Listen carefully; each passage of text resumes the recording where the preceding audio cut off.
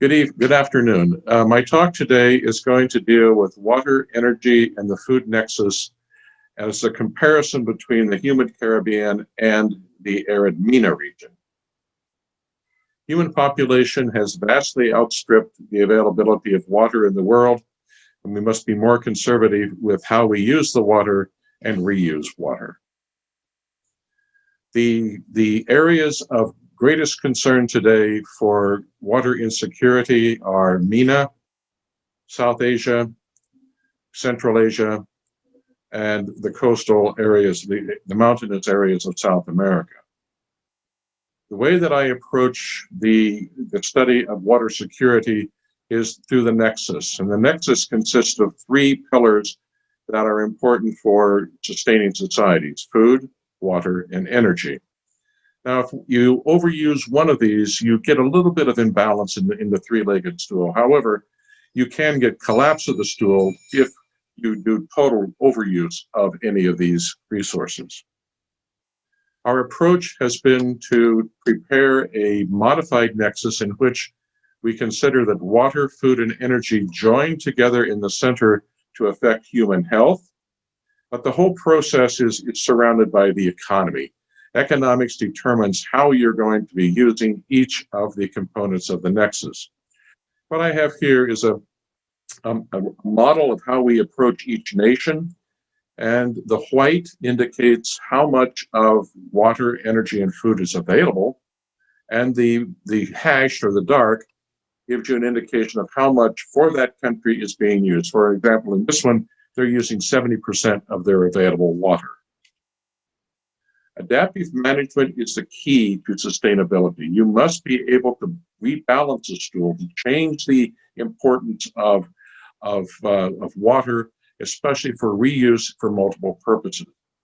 The multiple factors that are responsible for the current problems are population, agriculture, and climate change.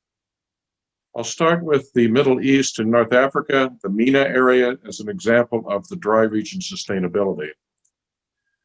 One of the biggest problems in this area is the total overuse of the aquifer system to the point of they no longer have sufficient water. This is ancient water, and we're not being able to use it because it's been used improperly in the past. One thing that popped out in our studies was looking at water security, and there are three levels. You have water stress on a regular basis, chronic stress of water on a daily basis, and absolute water scarcity. If you consider the countries that are in the absolute water scarcity, it's surprising that there are a few island countries in the Caribbean that have lots of water, but yet they're absolute stress. So today I'm trying to contrast between these two types of systems. Water per person per year in the Middle East and North Africa is vastly different between Iraq, Iran. Syria had lots of water. Morocco has water. Egypt has water. But then we vastly decline very rapidly. The one approach that I started in doing is looking for the countries that have failed, in which the stool has collapsed in the nexus of sustainability. The first was that of Somalia, in which you overused the water, agriculture collapsed, society collapsed. We all know that story. The second is Yemen. Obviously, Yemen is going through a major war right now. They have lost their water. It's controlled by the Houthis. That was obvious. Syria is on the list because it just went through its own civil war, and we have major water loss. And finally, we have to predict which countries will be next. And sadly, I put Jordan on this list. Now let's examine this. Water use in Jordan throughout and the rest of the Middle East has been primarily for agriculture. And in the case of Yemen, it's not used for food, it's used for the production of khat, which is a narcotic. So we're using we're using water incorrectly. We're using it for agriculture more so than domestic. Turning to Yemen, it was the former breadbasket of the Middle East. It had over 10 times the amount of arable land than any other country in the area. But by the 1960s, it began to import most of its food. It had lost the capacity to produce food. That is a direct result of drought, urbanization, where people are leaving farms, and especially new technology where they began to drill more boreholes and to shift to very inefficient irrigation methods. End result, collapse. The gradient in the nexus conditions of the Middle East, Jordan uses 20 years of groundwater annually. That takes 20 years of accumulation. It has no water, little energy, but yet it has a desire for agriculture. Saudi Arabia is losing and lost its groundwater and its springs. It has lots of energy, and it has a desire for agriculture. Contrasted with Oman, which has reasonable amounts of water, little energy, and a desire for agriculture. Let's contrast these. Irrigated land in Saudi Arabia has declined steadily from the 1990s. In the 1990s, Saudi Arabia was the 5th largest exporter of wheat in the world, and now they're importing most of their food. Our studies have worked since the 1990s, looking at springs in Saudi Arabia. Saudi Arabia had 46 springs in 1990. It declined to 14 springs in 2007. And when we went back, we only found 11 springs in 2018, but that included 2 new springs, all because over-extraction of groundwater. This work, if you want to download these 2 works, they were done by my PhD and master student, Kamal Al-Jahani, and this is some of the best work done on the importance of springs in the Middle East. The final thing is looking at Jordan. Jordan used all of its available water, but it has to have a water supply because you have refugees from Palestine, Syria, and so the Red Dead project is letting water flow from the Red Sea by gravity down Wadi Araba to the area of the Dead Sea where it's desalinated and pumped into the mountains of Oman. This is absolutely not sustainable. It's a short-term gap, but you have no power, you have no water. Jordan is in big trouble. So in the Middle East and North Africa, we have had a shift from water sources from surface waters, springs, to groundwater aquifers, which were overpumped, and finally a reliance on desalination. But the trend is to use more and more energy just to get water. We have to find a way to reuse the water and use it efficiently. Desalination plants are obviously everywhere throughout the Gulf, as well as in Saudi Arabia, but you're producing very expensive water that's pumped many kilometers to where it's needed. Ongoing, one of the biggest problems that we've had in the Middle East is drought, a series of droughts. Here's an example from 2008, where we had a regional drought that went right across Iraq, Iran, southern Turkey, which is the source of water for Syria and Iraq. But we've had a whole series of these, and Yemen. Looking at Syria, in just 3 years, the amount of irrigated land totally collapsed in Syria, and we can't go back to it because once you stop farming, the desert will encroach, and it's darn near impossible to reclaim those areas.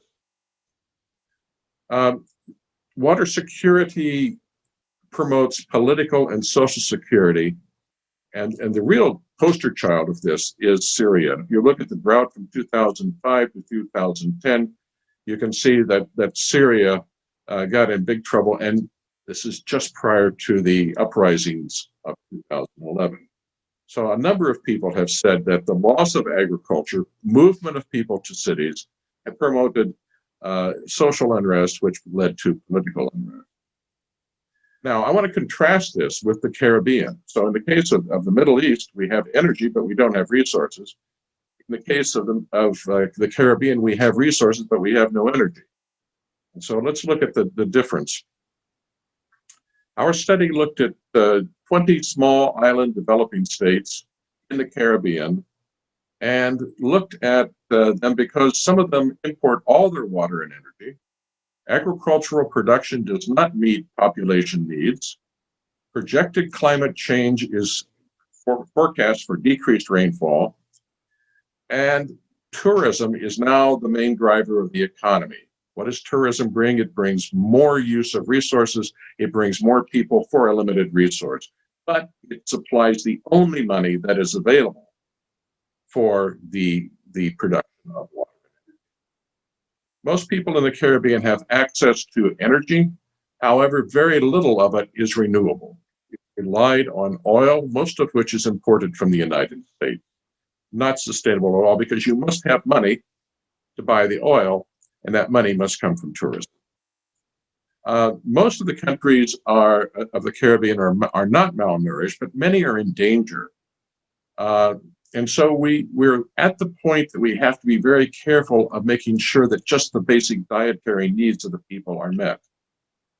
Water use in the Caribbean islands is lower than what's available to it, with the exception of Barbados and St. Kitts and Nevis, which were on that list, by the way, of severe water shortage. They're overusing the water available to them. That said, the amount of water, even though they're not using what's available to them, the real problem is that most of these countries are in danger of severe water scarcity, and with projected increases in climate change leading to less rainfall, it's only going to get progressively worse. In summary for the Caribbean, we see all of them fail for food. So that leg of the stool is completely gone.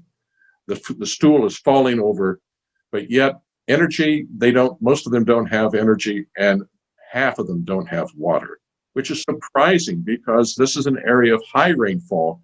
And when you contrast it to MENA, you have areas that they should not be losing water. When you do a change in the tourism, this is a national model that we made for Barbados, you see that currently 25% of the economy is based on tourism, but it implies it provides employment, but it uses valuable resources. And what we're trying to figure out, is tourism a negative or a positive? And I know that Saudi Arabia is considering increasing the tourism section as well. And what does this mean? We need to have some kind of a nexus model for that. So the work that we're doing now is to determine if there's a critical island size below which it is impossible to have a sustainable nexus. And we're now looking at Dominican Republic, Cuba, and Puerto Rico in this regard, and I can report on that at a later date. So we have a number of things that are going on right now, this past month, that have really come to the news and said that we are at a critical point where water sustainability is collapsing globally. We're looking at a series of areas in the world which are focal points for water production. 1, Central Europe and the Alps. 2, the Himalayas. 3, South America. And as you can see from this, we've had a major loss of glaciers in all of these areas since 1970. Looking at the Alps of Switzerland especially are the production zone for the Rhone, the Rhine, the Danube, and the Po. But yet the Swiss glaciers are absolutely disappearing. And we're losing the source of the water to these major rivers. But turning to an area where I've been working extensively, and that's the Andes, all the Andean countries are losing their glaciers. The glaciers not only form the Amazon, but they are critical, especially in Bolivia, where I'm going to give an example.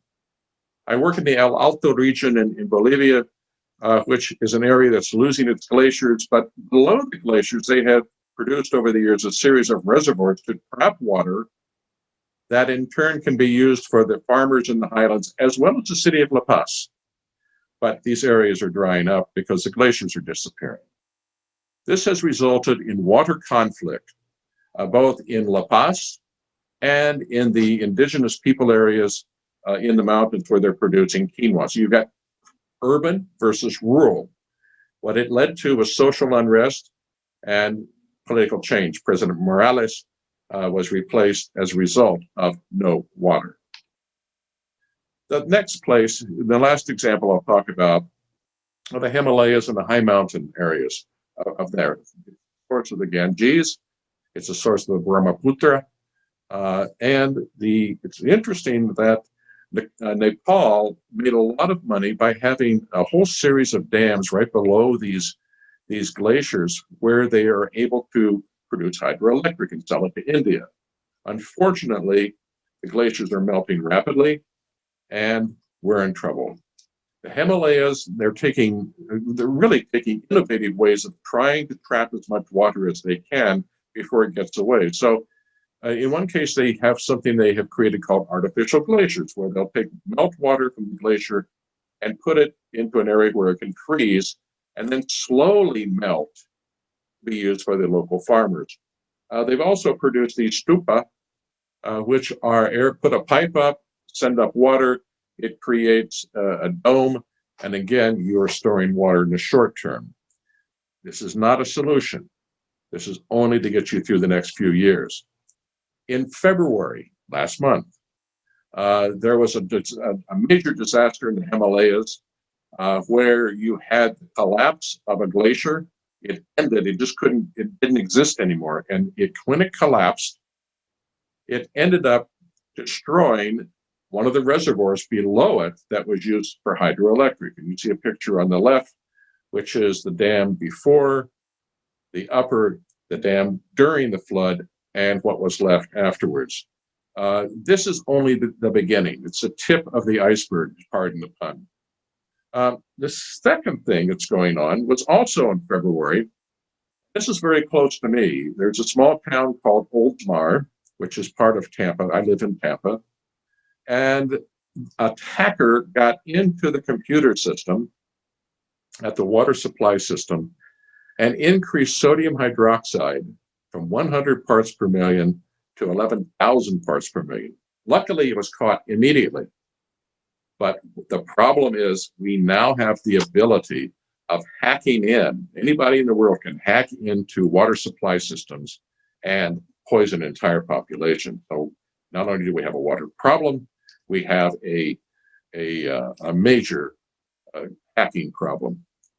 And Saudi is not immune from that because you have just single distribution lines that go to the major. So in summary of this, Nexus instability leads to social and economic instability, leads to political instability, leads to society collapse. And this happens in both dry and wet countries. But we have to figure out ways to reuse water, to use it more efficiently. And one of the ways is through green infrastructure, which can be owned by the local community. Unlike traditional engineering, these are natural systems that can go on forever.